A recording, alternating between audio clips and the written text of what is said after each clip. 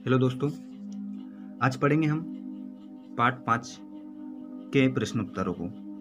तो सभी student part 5 निकाल लें। अभ्यास प्रश्न उनको करेंगे हम। इससे पहले हमने पार्ट 5 को पढ़ लिया है, आज उसके अभ्यास प्रश्नों को हम करेंगे। तो जिन विद्यार्थियों ने अभी तक हमने जो पाठ पढ़ा है उसको नहीं समझा है, तो आप चैनल के प्ले लिस्ट में जाकर उस पाठ को पहले समझे, उसके बाद में आपको प्रश्न उत्तर पढ़ना है। तो चलिए हम शुरू करेंगे आज के इस वीडियो में। देखिए, यदि आपको परसेंट अच्छे बनाने हैं तो आपको कुछ अलग करना होगा, सभी लोगों से हटकर आपको पढ़ना होगा, तब जाकर आप अच्छे अंक ला सकते हैं। और हमने आपको ये भी बताया है कि कहाँ से कितने नंबर के प्रश्न आते हैं, पूरी जानकारी हमने आपको दी है। वो वीडियो भी प्ले लिस्ट में डले हुए हैं, यदि आपने नहीं देखे तो आप उनको भी देख सकते हैं। पहला प्रश्न देखेंगे हम। एक पदेन उत्तरम लिखत घटोत्कचा कया अज्ञाप्ता। घटोत्कचा कया अज्ञाप्ता, घटोत्कच को किसने आज्ञा दी थी? तो घटोत्कच को किसने आज्ञा दी थी? जनन्या। क्या लिखना है आपको? जनन्या लिखना है। जनन्या का अर्थ होता है माँ। तो घटोत्कच को जो आज्ञा दी थी किसने दी? उसकी माँ ने दी थी। किम अहम ब्राह्मणः इति का उक्तवान, क्या मैं ब्राह्मण नहीं हूँ, ये किसने कहा था? क्या मैं ब्राह्मण नहीं हूँ, ये हमने पाठ पढ़ा था, उसमें भी आपको बताया, अच्छे से समझाया है, एक एक शब्द को अच्छे से बताया है। तो किम अहम ब्राह्मण इति का उक्तवान, ऐसा किसने कहा था कि मैं ब्राह्मण नहीं हूँ? किसने कहा था? वृद्ध ने कहा था, जो ब्राह्मण था उसने कहा था। अगला प्रश्न देखिए। पुरुषाद का आसित, पुरुषाद का आसित, पुरुषों को खाने वाला, मनुष्य को खाने वाला कौन था? मनुष्य को खाने वाला कौन था? तो घटोत्कच। घटोत्कच मनुष्य को खाने वाला था। अगला प्रश्न देखिए। कुलम का रक्षितुम इच्छति, कुलम का रक्षितुम इच्छति, कुल की रक्षा कौन करना चाहती थी?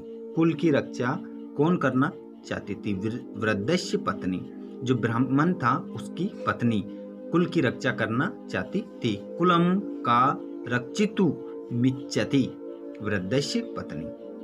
हम आपको इसका हिंदी अनुवाद भी बता रहे हैं, लेकिन एग्जाम में आपको हिंदी अनुवाद नहीं लिखना है, जैसा यहाँ पर अभी लिखा है वैसा आपको लिखना है। सिर्फ आपको समझाने के लिए इसका हिंदी अनुवाद बताया जा रहा है, तो आप सिर्फ उसको हिंदी में समझे, ना कि आपको एग्जाम में उसको लिखना है। संस्कृत में आपको परीक्षा में लिखना रहेगा।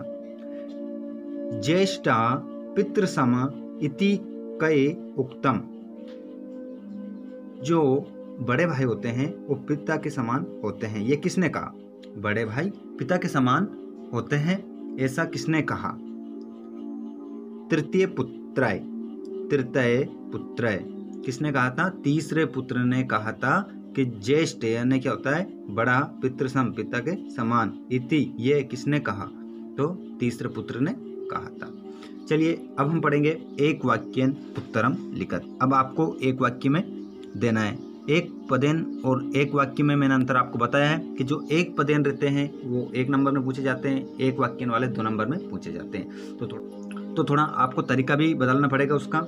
इसको थोड़ा बड़ा लिखना पड़ेगा, जो एक वाक्यन है उनको बड़ा लिखना पड़ेगा, और एक पदेन को आप छोटा लिख सकते हैं। तो मैं बताऊंगा आपको हर वीडियो में, जैसा बताता हूँ। एक वाक्यन उत्तरम लिखत ब्राह्मण परिवारा केन समास अदिता। ब्राह्मण परिवार किसके द्वारा पकड़े गए थे? ब्राह्मण परिवार किसके द्वारा पकड़े गए थे? तो किसके द्वारा पकड़े गए थे? घटोत्कच। ब्राह्मण परिवार को किसने पकड़ा था? घटोत्कच ने पकड़ा था। अगला प्रश्न देखेंगे। सुतापेक्षी का आसित, सुतापेक्षी का आसित, पुत्र की अपेक्षा करने वाला कौन था? सुतापेक्षी का आसित, पुत्रों की अपेक्षा करने वाला कौन था? वृद्ध, जो ब्राह्मण था वो पुत्रों की उपेक्षा करने वाला था। अगला प्रश्न देखिए। पितृणाम सुसंप्रियः का भवति। पितृणाम सुसंप्रियः का भवति, पितरों के लिए प्रिय कौन होते हैं? पितरों के लिए प्रिय कौन होते हैं? तो जो पितृ होते हैं उनके लिए जो प्रिय होते हैं वो होते हैं ज्येष्ठ। ज्येष्ठ का अर्थ क्या होता है? बड़ा। बड़ा, जो परिवार में जो बड़ा होता है वो पितरों के लिए क्या होता है? प्रिय होता है। अगला प्रश्न देखिए, घटोत्कचा कति पुत्रान विसर्जितुम कथयति। घटोत्कच ने कितने पुत्रों को छोड़ने के लिए कहा था कि मैं इतने पुत्रों को छोड़ दूंगा? घटोत्कचा कति पुत्रान विसर्जितुम कथयति। कितने पुत्रों को छोड़ने के लिए उसने कहा था? एकम पुत्रा। क्या लिखना है आपको? एकम पुत्रा, एकम पुत्रम, एक पुत्र को। अगला प्रश्न देखिए, घटोत्कचा अन्ते किम कथयति। घटोत्कच ने अंत में क्या कहा था? घटोत्कच ने अन्ते किम कथयति, तो क्या कहा था उसने? अहो स्वजन वात्सल्यम इति घटोत्कचा अन्ते कथयति। अहो, क्या कहा था? अहो स्वजन वात्सल्यम इति, ये उसने कहा था। इसका अर्थ है धन्य है परिवार के प्रति ऐसा वात्सल्य। अहो स्वजन वात्सल्यम, धन्य है परिवार के प्रति ऐसा वात्सल्यम। अब यहाँ पर आपको क्या करना है? हर प्रश्न में हम आपको बताते हैं कि यहाँ पर केन हटाकर आपको क्या लिखना है? घटोत्कचा। यहाँ का हटाकर वृद्ध लिखना है। यहाँ पर भी का हटाकर का के स्थान पर ज्येष्ठा लिखना है। और यहाँ पर आपको कति हटाना है और कति के स्थान पर एकम पुत्रम लिखना है। और यहाँ पर देखिए, यहाँ पर क्या करेंगे आप? किम हटाना है और उसके स्थान पर ये आपको अहो स्वजन वात्सल्यम आपको लिखना है। इस बात का आप विशेष ध्यान रखें। अब हम पढ़ेंगे खाली स्थान, तो सभी खाली स्थान निकाल लें। खाली स्थान आपको यहीं दिए हुए हैं ऊपर। इनमें से कौन से लाइन में कौन सा शब्द आएगा ये आपको भरना है। पति मात्र धर्मिणी नाम, तो इसमें क्या आएगा? पति वृत्यति, पति वृत्यति। तो यहाँ पर आप एक नंबर लिख ले, ये इसमें फर्स्ट वाले में आएगा। पति मात्र धर्मिणी पति वृत्यति नाम, इसका अर्थ है पति धर्म का पालन करने वाली पतिव्रता होती है। दूसरा देखिए, ज्येष्ठा। ज्येष्ठा कुल लोके, ज्येष्ठा श्रेष्ठ, यहाँ पर 2 नंबर। ज्येष्ठा श्रेष्ठ कुल लोके, जो कुल होता है उसमें जो बड़े होते हैं वही श्रेष्ठ होते हैं। अब देखिए अगला, कृत कृत्यम शरीरम में जर्जरम, तो इसमें आएगा परिणामेन। इस पर 3 नंबर लिख लें, या आप पेंसिल से भर भी सकते हैं इनको, यहाँ पर लिख भी सकते हैं आप, कोई दिक्कत नहीं है। तो कृत कृत्यम शरीरम में परिणामेन जर्जरम, तो जो वृद्ध था वो कह रहा था कि मेरे जर्जर शरीर को मैं इस घटोत्कच को दे देता हूँ। जो घटोत्कच है उनके पूरे परिवार को पकड़ लेता है। तो जो वृद्ध था वो कह रहा था कि मैं अपने इस बूढ़े शरीर को इस घटोत्कच को सौंप देता हूँ। अगला खालिस्तान देखिए, ज्येष्ठो भ्राता। ज्येष्ठो भ्राता, ये 4 नंबर लिख लें यहाँ पर। पितृ समा, ज्येष्ठ भ्राता बड़ा भाई, पितृ समा पिता के समान। लास्ट वाला खालिस्तान देखिए, परिज्ञा है पुत्रम एकम विसर्जय, तो इसमें क्या आएगा? इसमें आएगा बला बलम। ये 5 नंबर यहाँ पर लिखे आप। बला बलम का अर्थ होता है प्रिय अप्रिय। उसने कहा था ना, तुम्हारे बला बलम पुत्रों में से किसी एक को मुझे दे दो, मतलब प्रिय और अप्रिय। पुत्रम एकम विसर्जय, प्रिय और अप्रिय में से एक को मुझे दे दो, ऐसा उसने कहा था। तो बला बलम इसमें आ जाएगा लास्ट वाले में। अब देखेंगे हम जोड़ी। देखिए जोड़ी, फर्स्ट वाला क्या है? द्विज श्रेष्ठ। द्विजों में श्रेष्ठ है, मतलब विद्वानों में श्रेष्ठ। जो ब्राह्मण होता है उसमें श्रेष्ठ। द्विज का अर्थ क्या होता है? ब्राह्मण। श्रेष्ठ, ब्राह्मणों में श्रेष्ठ, विद्वानों में श्रेष्ठ।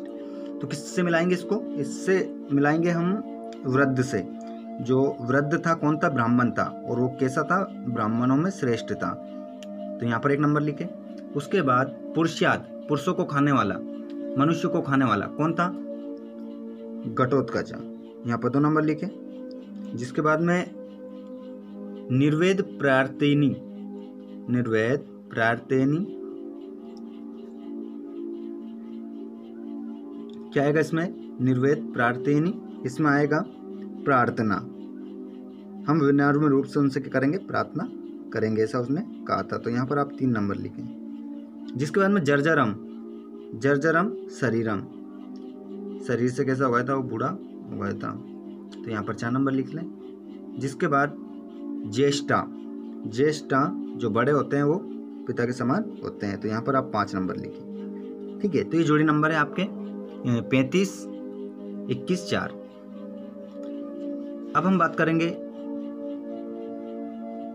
शुद्ध वाक्यानाम समक्षम आम, अशुद्ध वाक्यानाम समक्षम ना इति लिखत। देखिए, घटोत्कचा जनन्य अज्ञाप्ता, घटोत्कच को उसकी माँ ने आज्ञा दी थी, तो सही है, बिल्कुल सही है। तो आप क्या करेंगे? यहाँ पर आम लिख लें आप। मैंने राइट का निशान लगा दिया, यहाँ पर आप आम लिखेंगे। जैसे कि ये यहाँ पर लिखा देगी, यहाँ पर आम क्या लिखेंगे आप? मैंने राइट का निशान लगाया तो आप आम लिख लें। किम हम ब्राह्मणा इति प्रथम पुत्र कथयति, क्या हम ब्राह्मण नहीं है ऐसा जो प्रथम पुत्र था उसने कहा था? तो गलत है। ठीक है, उसने नहीं कहा था। किसने कहा था? ये तो ब्राह्मण ने कहा था। तो यहाँ पर क्या करेंगे? आप ना लिखें। ये देखिए यहाँ पर ना लिखा है, आप ना लिखें यहाँ पर, क्योंकि ये गलत है। किसने कहा था? ब्राह्मण ने कहा था। तो ये वाक्य हमारा क्या हो गया? गलत हो गया। कुल लोके चा अनुज श्रेष्ठ भवति, कुल में अनुज जो छोटे होते हैं वो श्रेष्ठ होते हैं, गलत है। अभी हमने खालिस्तान में भी पढ़ा है, कौन होते हैं? ज्येष्ठ श्रेष्ठ होते हैं। ठीक है, तो यहाँ पर क्या कह रहा है कि अनुज होते हैं वो श्रेष्ठ होते हैं, अनुज नहीं होते हैं। श्रेष्ठ कौन होते हैं? ज्येष्ठ होते हैं। तो ये भी हमारा गलत हो गया। तो यहाँ पर भी आप ना लिखें, ना लिख लें आप। एग्जाम में आपको ऐसा नहीं करना है। ठीक है, एग्जाम में ऐसा नहीं करना है, आपको आम और ना ही लिखना है। मैं यहाँ पर आपको बता रहा हूँ, लेकिन आपको यहाँ पर क्या करना है? यहाँ पर भी आम लिखना है आपको। ठीक है, यहाँ पर क्या लिखेंगे आप? ना लिखेंगे, और इसमें भी आप ना लिखें। जिसके बाद में ज्येष्ठो भ्राता पितृसम इति ब्रह्मवादी भी कथिता, बड़े भाई पिता के समान होते हैं ऐसा ब्रह्मवादिनी ने कहा था। तो बिल्कुल सही है, आम आएगा इसमें। इसमें आप आम लिख लें, इसमें आम आएगा। जिसके बाद में ब्राह्मणी पति मात धर्मिणी आसित, जो ब्राह्मणी थी वो पति धर्म का पालन करने वाली थी। तो बिल्कुल सही है, इसमें भी आप आम कर लें। ठीक है, ये हमारे सब कुछ हमने कर लिया है। जोड़ी, खालिस्तान, आमना, एक वाक्य ने पदेन, इस पाठ के। यदि आपको इस पाठ से और कुछ और भी जानना है तो आप हमें कमेंट करके बता सकते हैं। साथ ही चैनल पर नए तो चैनल को सब्सक्राइब, घंटी के बटन को दबा लें, जिससे आने वाला वीडियो आपको मिलता रहेगा। मिलते हैं अगले वीडियो में। जय हिंद, जय भारत।